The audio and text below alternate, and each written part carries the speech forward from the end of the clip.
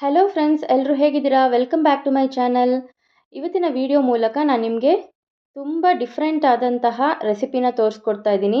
ಇದು ಮಕ್ಕಳು ತುಂಬ ಇಷ್ಟಪಟ್ಟು ತಿಂತಾರೆ. ವಾರದಲ್ಲಿ 3ರಿಂದ 4 ದಿನ ಇದೇ ಬೇಕು ಅಂತ ಹೇಳ್ತಾರೆ ಸ್ನ್ಯಾಕ್ಸ್ ತಿನ್ನೋದಕ್ಕೆ. ಅಷ್ಟು ರುಚಿಯಾಗಿ ಬರುತ್ತೆ ಇದು ಮತ್ತು ಈಸಿಯಾಗಿ ನೀವು ಮಾಡ್ಕೊಳ್ಬೋದು. ಮನೆಯಲ್ಲೇ ಇರುವಂತಹ ಇಂಗ್ರೀಡಿಯೆಂಟ್ಸಲ್ಲಿ ಮಾಡ್ಕೊಳ್ಳುವಂತಹ ರೆಸಿಪಿ ಇದು. ತುಂಬಾ ಚೆನ್ನಾಗಿರುತ್ತೆ, ತಿನ್ನೋದಕ್ಕೆ ತುಂಬ ಕ್ರಿಸ್ಪಿಯಾಗಿ ಕೂಡ ಬರುತ್ತೆ. ಮೊದಲಿಗೆ ನನ್ನ ಚಾನಲ್ನ ಹೊಸದಾಗಿ ನೋಡ್ತಾ ಇರೋರು ಪ್ಲೀಸ್ ಸಬ್ಸ್ಕ್ರೈಬ್ ಮಾಡಿಕೊಂಡು ನೋಡಿ. ಈ ರೆಸಿಪಿ ನಿಮಗೆ ಇಷ್ಟ ಆಗಿದರೆ ಲೈಕ್ ಮಾಡಿ, ಶೇರ್ ಮಾಡೋದನ್ನು ಮರಿಬೇಡಿ.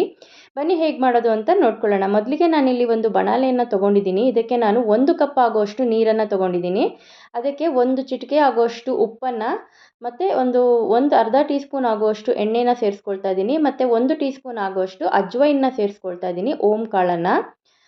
ಮತ್ತು ನಾನಿಲ್ಲಿ ಕೊತ್ತಂಬರಿ ಸೊಪ್ಪನ್ನು ಚೆನ್ನಾಗಿ ತೊಳೆದು ಅದನ್ನು ಕೂಡ ಚಿಕ್ಕದಾಗಿ ಕಟ್ ಮಾಡಿ ಇದಕ್ಕೆ ಸೇರಿಸ್ಕೊಳ್ತಾ ಇದ್ದೀನಿ.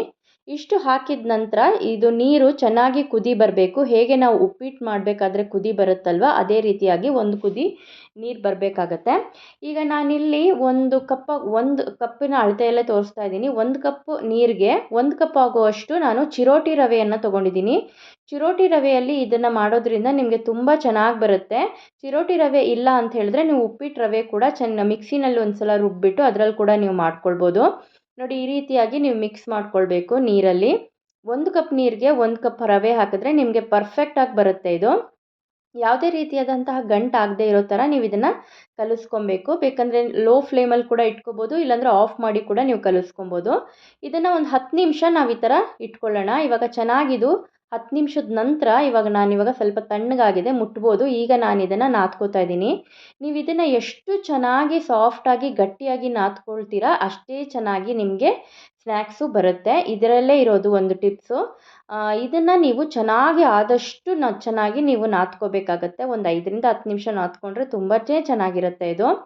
ನಿಮಗೆ ಇದು ಒಂಥರ ಯಾವ ರೀತಿಯಾಗಿ ಹಿಟ್ಟು ಅಂದರೆ ಗೋಧಿ ಹಿಟ್ಟು, ಮೈದಾ ಹಿಟ್ಟು ಹೇಗೆ ಕಲಿಸ್ತೀವಲ್ವ ಆ ರೀತಿಯಾದಂತಹ ಕನ್ಸಿಸ್ಟೆನ್ಸಿ ಬರೋವರೆಗೂ ನೀವು ನಾದ್ಕೋಬೇಕಾಗತ್ತೆ. ನೋಡಿ, ಈ ಥರ ತೆಗೆದ್ರೆ ಒಂದು ಚೂರು ಬ್ರೇಕ್ಸ್ ಬರಲ್ಲ. ಆವಾಗ ನೀವು ಸ್ನ್ಯಾಕ್ಸ್ ಮಾಡೋವಾಗ ಬ್ರೇಕ್ಸ್ ಕೂಡ ನಿಮಗೆ ಬರಲ್ಲ. ಈಗ ನಾನಿಲ್ಲಿ ನಾನು 3 ಪೊಟ್ಯಾಟೋನ ಸ್ಮ್ಯಾಶ್ ಮಾಡ್ಕೊಳ್ತಾ ಇದ್ದೀನಿ. ಬೇಯಿಸ್ಕೊಂಡು ಇಟ್ಕೊಂಡಿದ್ದೆ. ನೋಡಿ, ಈ ಥರ ನೀವು ಸ್ಮ್ಯಾಶ್ ಮಾಡ್ಕೊಳ್ಬೇಕು. ತುಂಬ ಸಾಫ್ಟಾಗಿ ಮಾಡ್ಕೊಂಬಿಡಿ, ಗಂಟೆಲ್ಲ ಇರಬಾರ್ದು. ಈಗ ಮತ್ತೊಂದು ಪ್ಯಾನ್ಗೆ ನಾನಿಲ್ಲಿ ಎಣ್ಣೆನ ಹಾಕ್ಕೊಳ್ತಾ ಇದ್ದೀನಿ. ಒಂದು 2 ಟೀ ಸ್ಪೂನ್ ಆಗುವಷ್ಟು ಎಣ್ಣೆನ ನಾನು ಇದಕ್ಕೆ ಸೇರಿಸ್ಕೊಳ್ತಾ ಇದ್ದೀನಿ. ಮತ್ತು ನಾನು ಜೀರಿಗೆ ಕೂಡ 1 ಟೀ ಸ್ಪೂನ್ ಆಗುವಷ್ಟು ಸೇರಿಸ್ಕೊಂಡಿದ್ದೀನಿ. 1 ಟೀ ಸ್ಪೂನ್ ಆಗುವಷ್ಟು ಸೋಂಪನ್ನು ಕೂಡ ಸೇರಿಸ್ಕೊಳ್ತಾ ಇದ್ದೀನಿ. ಇದ್ರ ಫ್ಲೇವರ್ ಎಣ್ಣೆಗೆ ಚೆನ್ನಾಗಿ ಬಿಡಬೇಕು, ಅಲ್ಲಿವರೆಗೂ ಸ್ವಲ್ಪ ಕಾಯಬೇಕಾಗತ್ತೆ. ನೀವು ಇದನ್ನು ಚೆನ್ನಾಗಿ ಫ್ರೈ ಮಾಡಿಕೊಂಡ್ರೆ ಕೂಡ ತುಂಬ ಚೆನ್ನಾಗಿ ಬರುತ್ತೆ ಇದು. ಮತ್ತು ಇಲ್ಲಿ ಸ್ವಲ್ಪ ಫ್ಲೇವರ್ ಬಿಟ್ಟ ನಂತರ ನಾನಿಲ್ಲಿ ಹಸಿಮೆಣಸಿನ್ಕಾಯಿ 2 ತೊಗೊಂಡಿದ್ದೀನಿ. ಚಿಕ್ಕದಾಗಿ ಕಟ್ ಮಾಡಿ ಇದಕ್ಕೆ ಸೇರಿಸ್ಕೊಳ್ತಾ ಇದ್ದೀನಿ.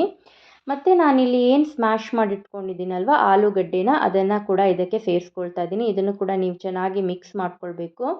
ನೋಡಿ, ಈ ಥರ ಎಲ್ಲ ಮಿಕ್ಸ್ ಮಾಡ್ಕೋಬೇಕಾಗತ್ತೆ. ನಂತರ ನಾನು ಇದಕ್ಕೆ ಮಸಾಲೆ ಪದಾರ್ಥಗಳನ್ನು ಆ್ಯಡ್ ಮಾಡ್ತಾಯಿದ್ದೀನಿ. ಇವಾಗ ನಾನಿಲ್ಲಿ ಅರಿಶಿನ ಒಂದು ಅರ್ಧ ಟೀ ಸ್ಪೂನ್ ಆಗುವಷ್ಟು ಅರಿಶಿನ ಸೇರಿಸ್ಕೊಳ್ತಾ ಇದ್ದೀನಿ.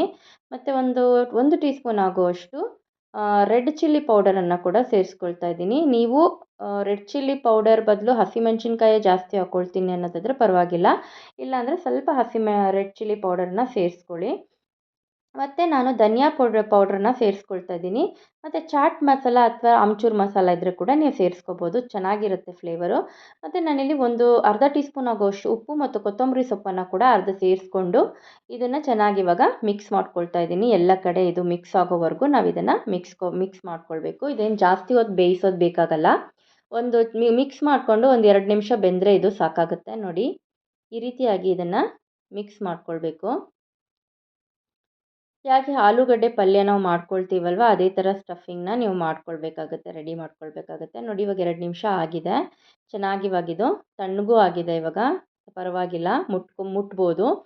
ಈಗ ಇಲ್ಲಿ ನಾನೇನು ನೆನೆ ಹಾಕಿಟ್ಟಿದ್ನಲ್ಲ, ಒಂದು 5 ನಿಮಿಷ ಹಿಟ್ಟನ್ನು ನಾದ್ಬಿಟ್ಟು ಅದಕ್ಕೊಂದು ಸ್ಪೂನ್ ಎಣ್ಣೆ ಹಾಕ್ಕೊಂಡು ಮತ್ತೆ ಒಂದು ಸಲ ಈ ಥರ ಚೆನ್ನಾಗಿ ನಾದ್ಕೊಳ್ಳಿ.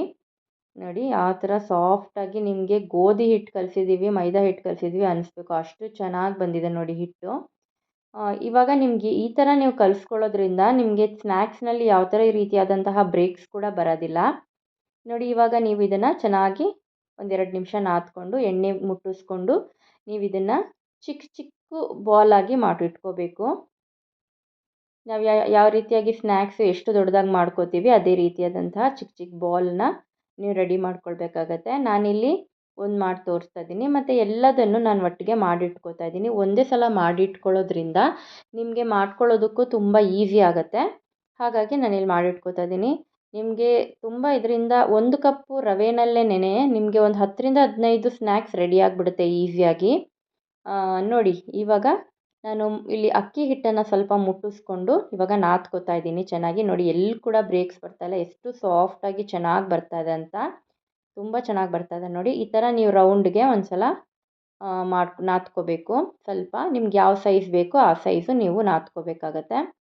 ಈ ಥರ ನಾದ್ಕೊಂಡ ನಂತರ ನಾನು ಇದನ್ನು ಇವಾಗ ಹೂರಣನ ಏನು ಮಾಡ್ಕೊಂಡಿದ್ದೀನಲ್ವ ಆ ಹೂರಣನ ಮಧ್ಯದಲ್ಲಿ ಇಟ್ಕೋತಾ ಇದ್ದೀನಿ. ಹೇಗೆ ನಾವು ಕರ್ಜಿಕಾಯಿನೆಲ್ಲ ರೆಡಿ ಮಾಡ್ಕೋತೀವಲ್ವ ಅದೇ ರೀತಿಯಾದಂಥ ನಿಮಗೆ ಯಾವ ರೀತಿ ಶೇಪ್ ಬೇಕಾದರೂ ನೀವು ಮಾಡ್ಕೊಳ್ಬೋದು. ರೌಂಡಾಗಿ ಮಾಡ್ಕೋತೀನಿ ಅಂತ ಹೇಳಿದ್ರೆ, ಕಡುಬು ಥರ ಮಾಡ್ಕೊತೀನಿ ಅಂತ ಹೇಳಿದ್ರೆ, ಯಾವ ಥರ ಬೇಕಾದರೂ ನೀವು ಇದನ್ನು ಮಾಡ್ಕೋಬೋದು. ಮತ್ತು ನೀರೇನು ಮುಟ್ಸ್ಕೊಳ್ಳೋದು ಬೇಕಾಗಲ್ಲ, ಅದು ಸ್ಟಿಕ್ಕಿ ಕೂಡ ಆಗೋದಿಲ್ಲ. ತುಂಬ ಚೆನ್ನಾಗಿ ಹಿಡ್ಕೊಂಡ್ಬಿಡುತ್ತೆ ಇದು.